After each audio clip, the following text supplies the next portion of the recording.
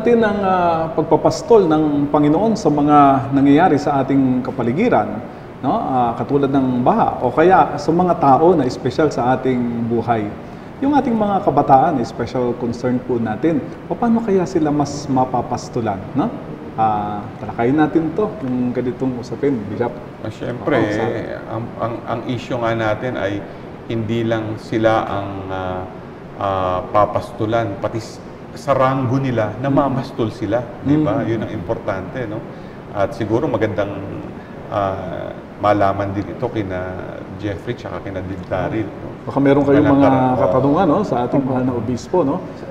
Pero yung sinabi ko kanina, Bishop, tama po ba yun sa mga events, sa mga tao na nararanasan talaga kung paano mamastulan ng Panginoon? Maraming sirkumstansya talagang kung paano tayo maglilingkod sa ubasan ng Panginoon eh. At ginagamit tayo. So, sa amin po, Bishop, siguro po as youth server, sa parokya po namin, so paano po kaya kami mas lalo pang makakapag-educate o makakapag-mabuting pastol sa kapwa namin kabataan? Hindi lang po sa kapwa namin yun, tsaka sa ibang servant na rin po ng naglilingkod sa simbahan. Magandang tanong yan, ano? Sa tingin ko, una muna, kasi pag mamamastol ka, kailangan meron kang mga gagamitin para sa pamamastol mo. Yes. May kasabihan no? You cannot give what you do not have. Di ba? No?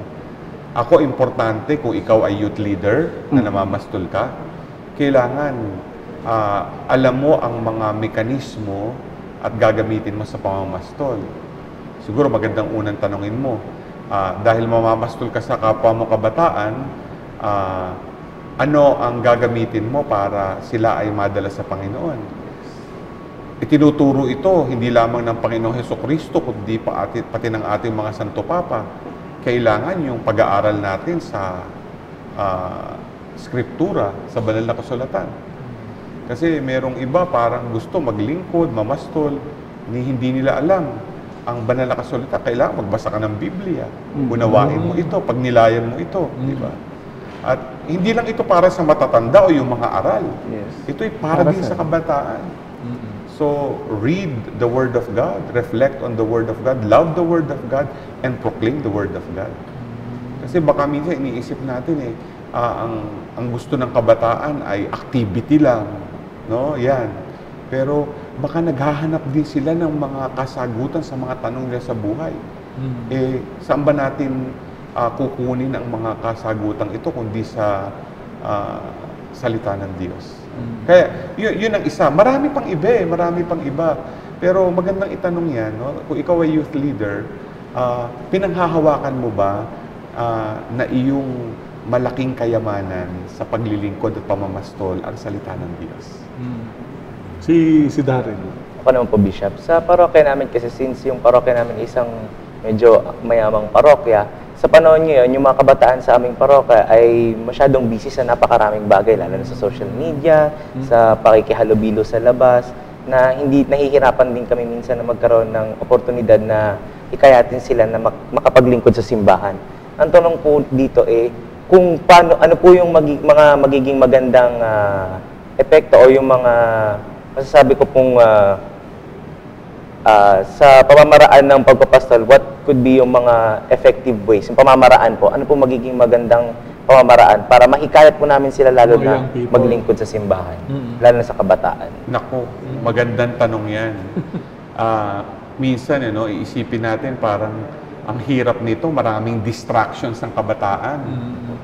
Ano kaya ang gamitin natin? Pumasok tayo sa distractions. Pwede, di ba? So, parang kanina nabanggit mo, ang kabataan nasa social media, di pumasok tayo sa social media. No?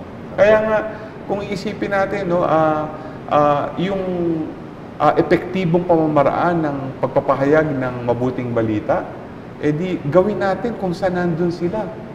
Sabi nga, yung reach out where they are. No?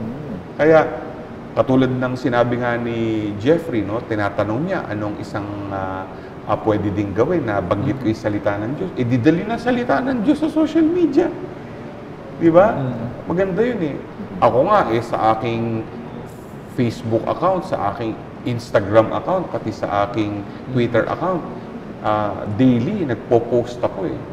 Hindi lang Word of God, reflections. Kasi nakikita ko, all ages nandoon at maaaring sa dami ng mga isang click lang yan eh, no? O, isang scroll lang yan eh.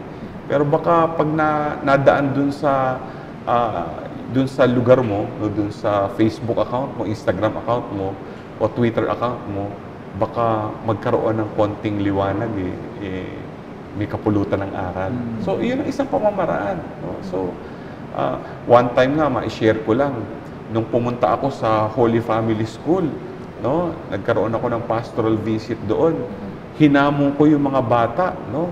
Tingin ko grade, yung mga batang nasa grade 4 o 5 going up, sabi ko sa kanila, kung gumagamit kayo ng Facebook account, mag-post kayo ng scripture passage from the Bible. Once lang a day, pumili kayo. O isipin mo, ang daming friends mo, ilan ang friends mo sa Facebook.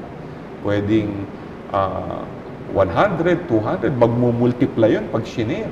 O di ang dami mong na-evangelize. O, kaya iyan, no? Iyan ang isang pamamaraan. Kaya itong ginagawa din natin ngayon, no? Nasa social media ito eh. So, maaaring may mga kabataan din na yan din ang mga tanong. Paano nga sila pwedeng mamastol? O di, narinig nila, baka sabi nila, o nga, yung tanong mo Daryl, yung tanong mo Jeffrey, tanong ko din yan. O ganun pala eh. Manganganak pa ng sagot yan. Yung sagot ko ngayon, kulang pa yun eh. Sa dati. Pero marami pang lalabas. Maraming paraan. Okay, so maraming paraan, gamitin ng Facebook, gamitin lahat, ano? Pero palagay ko, isa rin yung sinasabi, yung tungkol sa sarili. Yung sarili, pwede rin naman yung sa practices, no? Yung mga sinasabi, yung ginagawa natin, especially sinasabi ni Pope Francis, mercy, no? Magkaroon ng habag sa ating kapwa. Siguro maganda rin paraan yan sa pamamastol. At syempre, pinakamainam na paraan ng pamamastol ay yung ginagamit yung sarili, no? Inaalay yung sarili para maalagaan natin ang isa't isa. Sabi nga, yun nga yun, the medium is self the message. No? Para sa ating pagtatapos, tungkol sa pamamastol ng ating Panginoong Hesukristo sa atin, magbabalik po ang ating palatuntunang. #blessing.